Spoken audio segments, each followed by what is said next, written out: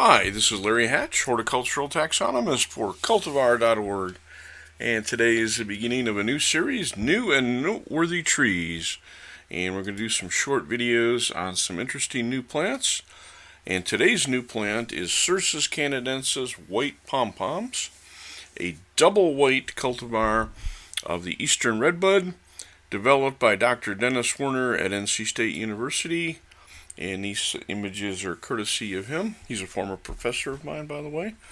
And we all know there's white red buds, or white buds, as some people call them, like Elba, dwarf white, and some of the others.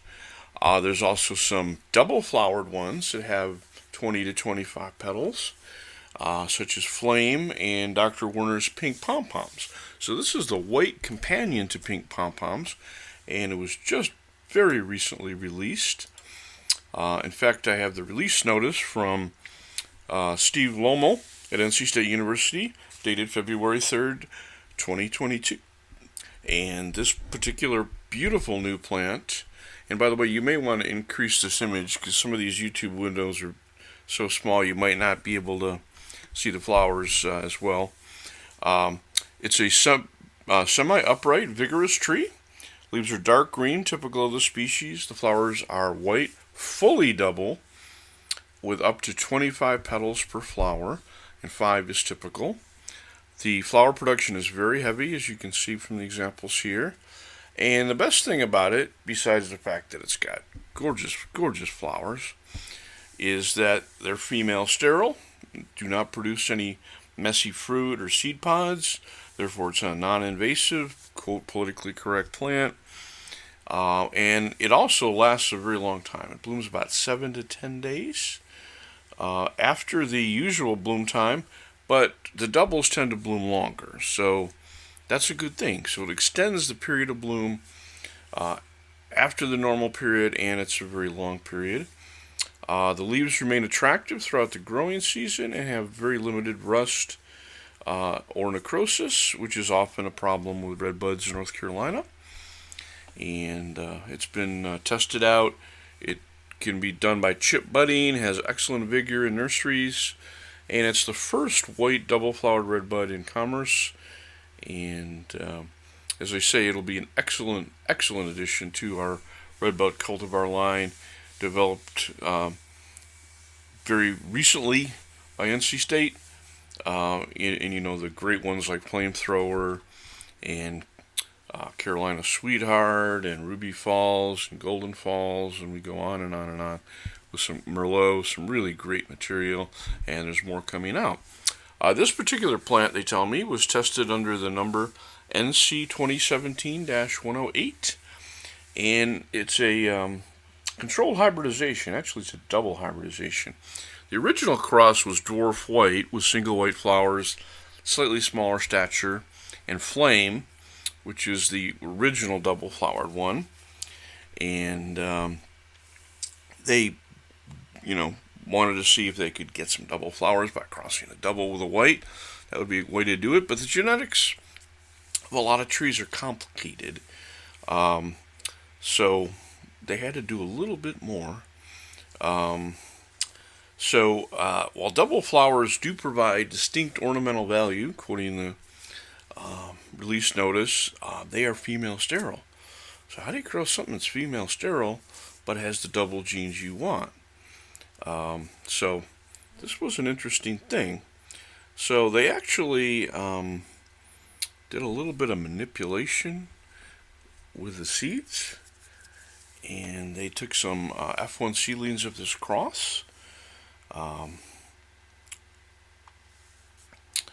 and that was in March 1999 on the grounds of the J.C. Ralston Arboretum, and where those two particular plants were. And those were harvested. They did get some seed, even though it was mostly sterile.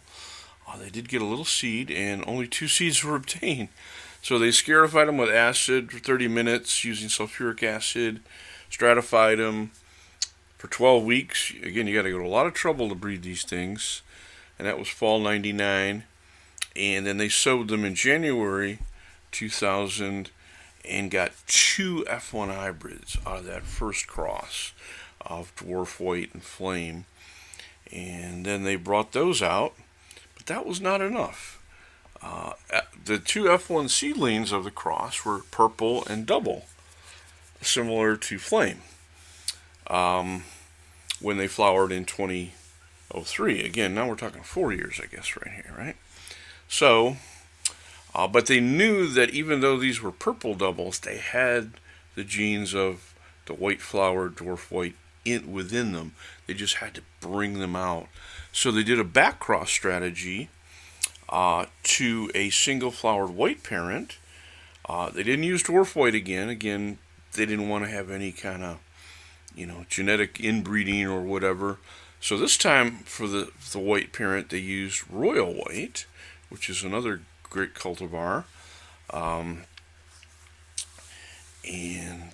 It's genetically different than dwarf white, and it was used to create the second generation of hybrids. And they crossed those, harvested seed in August of 2014.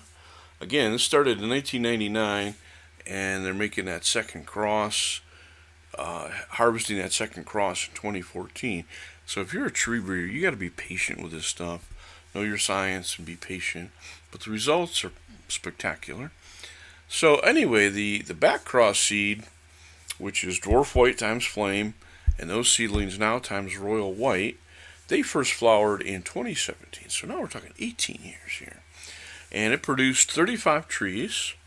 Of those 35 trees, 12 showed double white flowers. They knew that combination of white and doubleness was in there. They just had to bring it out using a second cross. And then they went through 4 more years of observation with those 12 white doubles, evaluating for flower density, flower size, and cold hardiness, particularly a lack of trunk winter injury, and the general architecture of the plant. You know anything about redbuds, when you raise seedlings, you can get all kinds of funky, sprawling, ugly things. So again, now we're talking 2017 when it started in 1999. So we're talking 18 years now. So they found this one particular tree, NC 2017-08, which has now become white pom-poms. And it was the best based on hardiness, flower size, density, architecture of the branches. And they sent them to Hidden Hollow Nursery in Belvedere, Tennessee, who does a lot of their propagation, and to evaluate them. And they've determined that the plant was stable and amazing for propagation.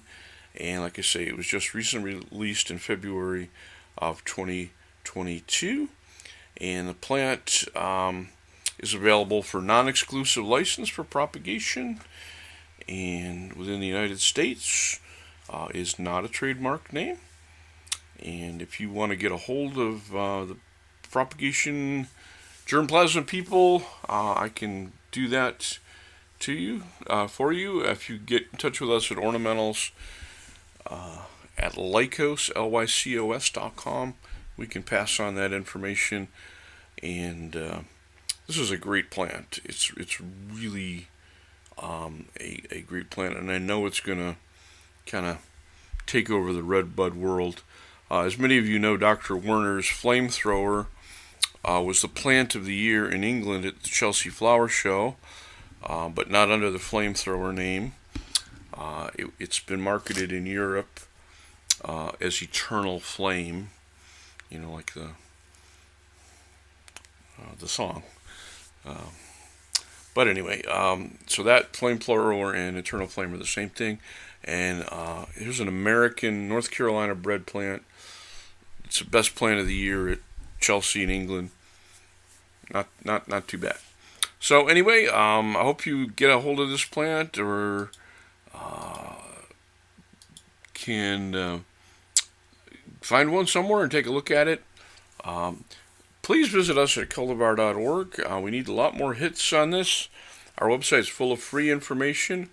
If you want the world's largest largest by far encyclopedia on woody plants. It's called Hatch's Cultivars of Woody Plants, and I've written it myself over 40 years. There is nothing like it. There's thousands and thousands of cultivars that nobody else has. You complain that reference books are out of date or don't have all the new cultivars. Well, we do. So if you want someplace that does have all that, give us a look, and we appreciate your time. Thank you.